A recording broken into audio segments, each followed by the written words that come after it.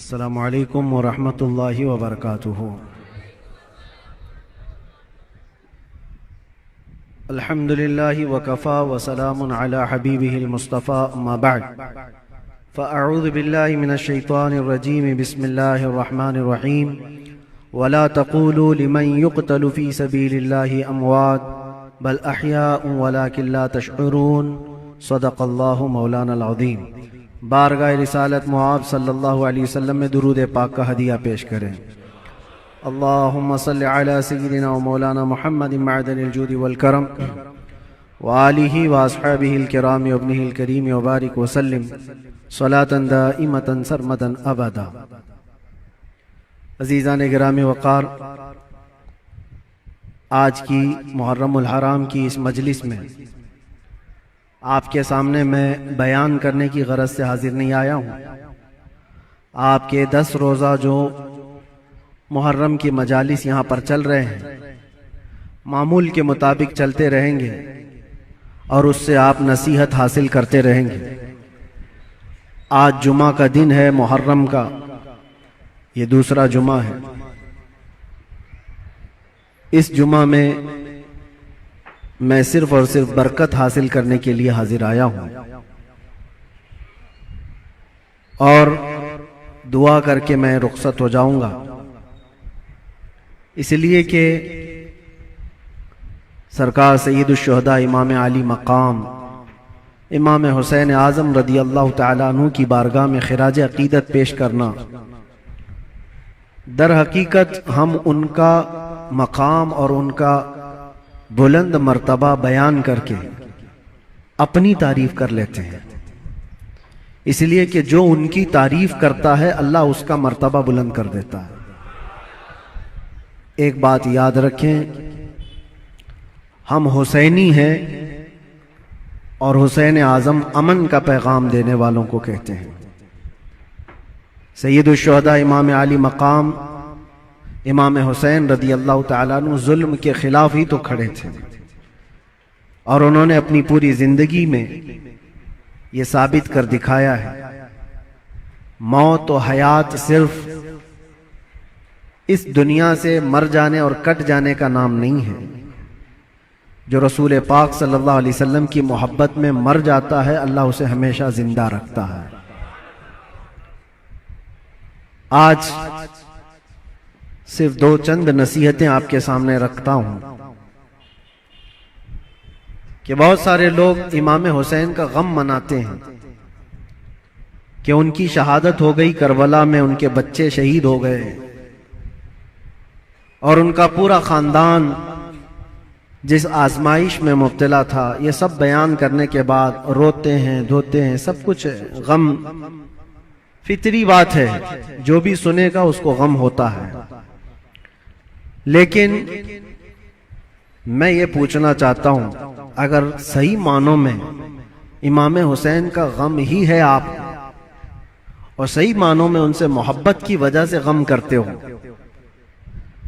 کربلا کے واقعات سننے کے بعد آنکھوں میں آنسو آ جاتے ہیں، تو کبھی اپنے چہرے پر نظر ڈال کر کے بھی دیکھ لینا، کیا یہ حسینی چہرہ ہے یا نہیں ہے؟ غم حسین کا تو ہے، چہرہ حسین کا کیوں نہیں ہے؟ بڑی بات ہے میرے عزیزو، تمہارے کہنے میں اور کرنے میں فرق نہیں ہونا چاہیے۔ جس چیز کی محبت کا دعویٰ کر رہے ہو، وہ حسین اعظم رسول اللہ کی شریعت اور رسول اللہ کی سنت بچانے کے لیے اپنے بچوں کا خون بھی قربان کر دیا، اور آج ہمارے بچے، ہمارے نوجوان دن بھر نہ جانے کون سے عیش میں مبتلا رہتے ہیں، نشہ کی زندگی، تاش کے پتوں میں، شراب کی بوتلوں میں۔ کیا یہ جوانی آپ کو اس لیے دی گئی ہے؟ حسین اعظم کا ذکر سننے والا کبھی ایسا نہیں کر سکتا کہ اس کی نشے سے دوستی ہو، کبھی نہیں ہو سکتا۔ کبھی یاد کرو کہ 3 دن کے بھوکے اور پیاسے صبر کے اس پہاڑ کو۔ ایک بات میں آپ کو بتا دوں، ہمارے بچے کی انگلی میں بھی اگر چوٹ آ جائے نا تو بے قراری بڑھ جاتی ہے۔ میں نے دیکھا ہے میرا 1 سال کا بیٹا دروازے میں انگلی اس کی پھنس گئی تھی، انگلی کٹ گئی تھی تو لے کر دوڑے ڈاکٹر کے پاس۔ ڈاکٹر جب سوئی سے ٹاکے لگا رہا تھا، بچہ چیخ مار رہا تھا، چلا رہا تھا، اور سچ بتاؤں مضبوط دل ہونے کے باوجود بھی ہمارے پیر کانپ رہے تھے۔ بار بار یہ دل کر رہا تھا کہ بچے کو تھام لوں۔ ڈاکٹر اور نرس ہمیں آنے سے منع کر رہے تھے، آپ دور کھڑے رہیے، علاج کر رہے ہیں۔ انگلی کے ٹاکے دیکھا نہیں جاتے ہم سے اپنے بچے کے۔ وہ امام حسین 6 مہینے کے بچے کو لے کر جب یزیدیوں کے سامنے آئے صرف پانی کے 1 قطرے کے لیے، اور ان یزیدیوں نے دور سے تیر چلا کر امام حسین کے بچے کو شہید کر دیا۔ گلے میں تیر چلا اور خون کا فوارہ نکل کر امام حسین کے چہرے پر لگا۔ جانتے ہو میرے عزیزو، اپنے ہاتھوں میں اس بچے کو لے کر کیا انہوں نے رونا دھونا کیا؟ نہیں، اللہ کی بارگاہ میں پیش کیا اور عرض کیا کہ مولا میری یہ چھوٹی قربانی بھی قبول فرما لے۔ کیا اتنا جگر ہے کسی کے پاس؟ ایک طرف بھانجوں کے بھتیجوں کی لاشوں کو دیکھنا، اپنے بھائی کی سگے بھائی کی لاش دیکھنا، بہت صبر کیا، لیکن کبھی آپ سوچتے ہیں یہ سارا صبر کس کے لیے تھا؟ اس لیے تھا کہ حضور کی شریعت ہم تک پہنچ جائے، آنے والی نسلیں سیدھے راستے پر چل سکیں، اس لیے اتنی بڑی قربانی تھی۔ اور اگر آج ہمارا نوجوان سیرت حسین پر نہیں چل سکتا تو پھر وہ غم حسین منانے کا اہل بھی نہیں ہے، وہ کربلا سننے کا اہل بھی نہیں ہے۔ کربلا کے واقعات سننے والا نوجوان وہ سچی توبہ کر کے سچے راستے پر چلنے کا عزم کرے تو ہی حقیقی معنوں میں وہ حسینی کہلاتا ہے۔ اور آپ کو پتہ ہے حسین اعظم کے ساتھ کون تھا کربلا میں؟ صرف ان کا خاندان، 82 لوگ، 82 لوگ گئے تھے، جس میں سے تو 72 کے قریب شہید ہو گئے۔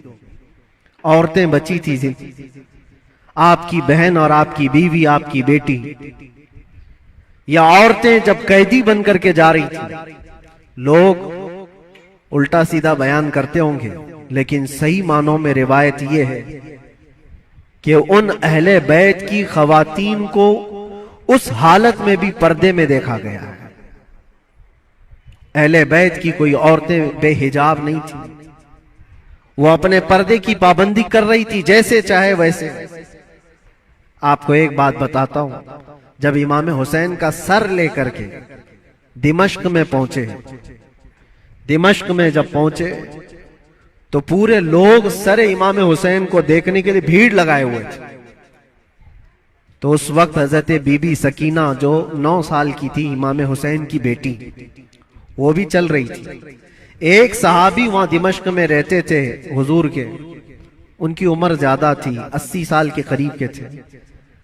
انہوں نے پہچان لیا امام حسین کی بیٹی کو دیکھ کر کے، وہ قریب آئے، کہا بیٹا افسوس ہے کہ رسول اللہ کے اس نواسے کو شہید کر دیا گیا، ہم کچھ نہیں کر سکے، بتاؤ کوئی حاجت ہے تو میں تمہاری حاجت پوری کروں۔ ایسے وقت میں ایک گھر جس کے گھر سے سب کچھ لٹ گیا ہو، کھانے پینے کو بھی نہ ہو اور قیدی بنا کر لے جایا جا رہا ہو، اس وقت ننھی سی بچی نے کیا کہا جانتے ہیں آپ؟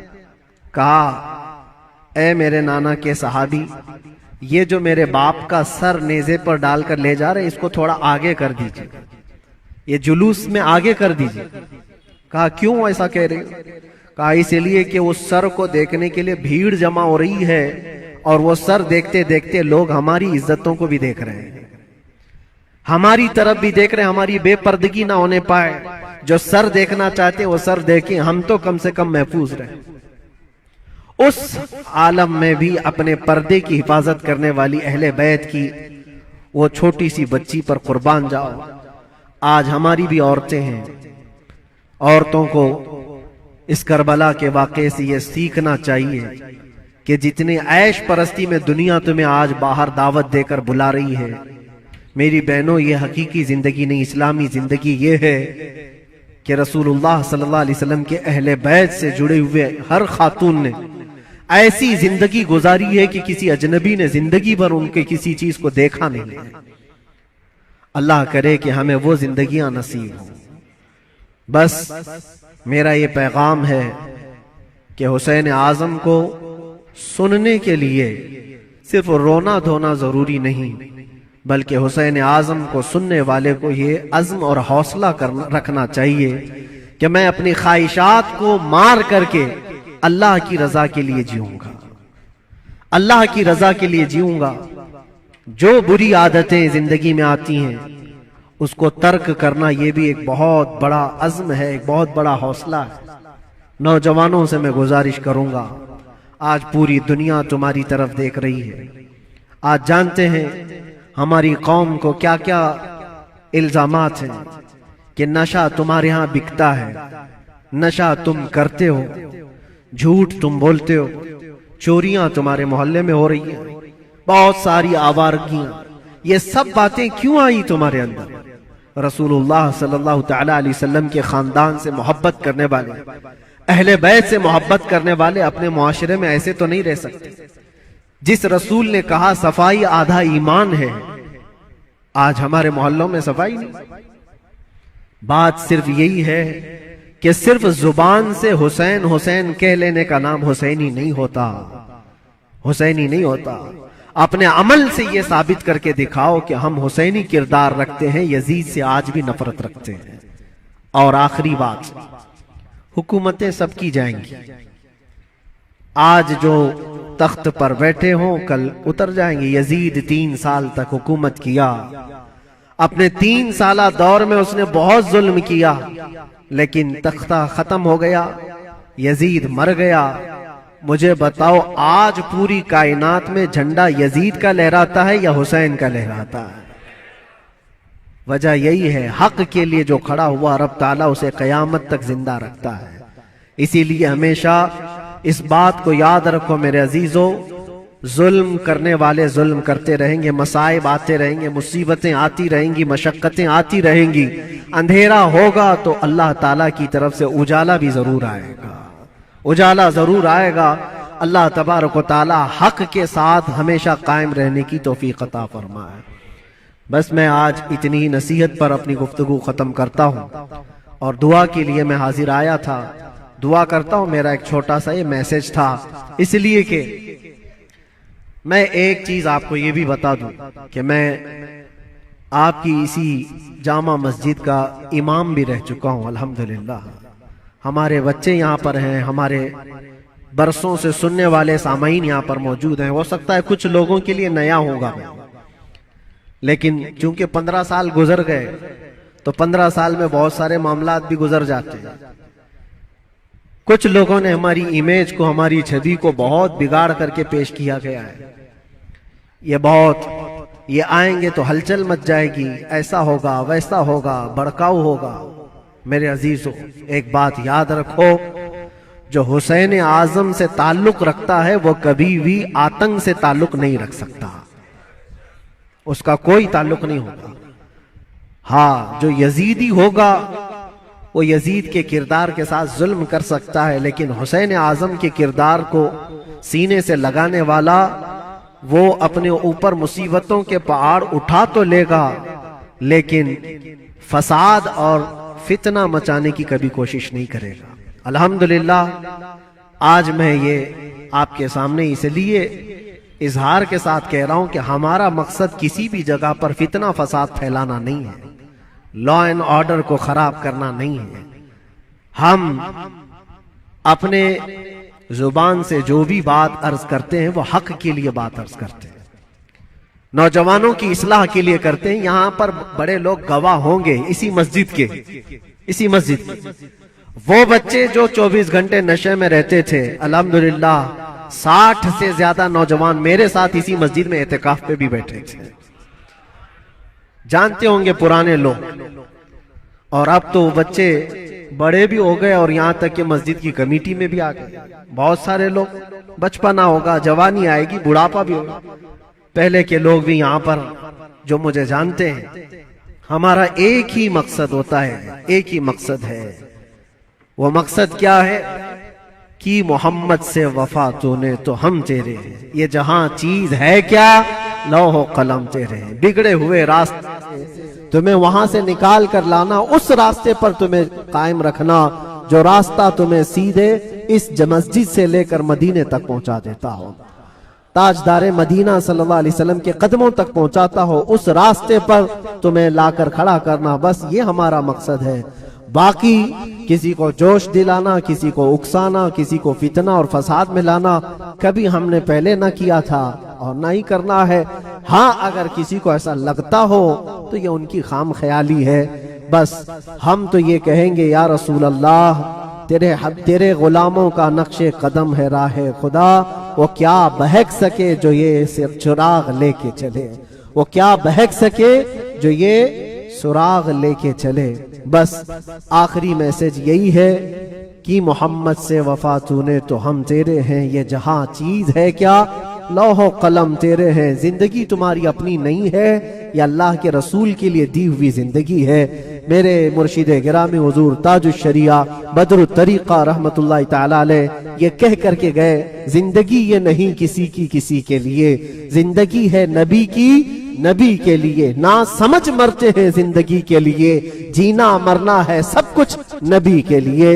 لبیک یا رسول اللہ، لبیک یا رسول اللہ، لبیک یا رسول اللہ، وآخر دعوانا الحمدللہ رب العالمین۔ پھر کسی موقع پر انشاءاللہ العزیز آپ کے ہاں حاضر آئیں گے، جو بھی معاملات ہوں گے سب کو کلیئر کر کے انشاءاللہ العزیز آپ کے سامنے بیان کریں گے۔ السلام علیکم ورحمۃ اللہ وبرکاتہ۔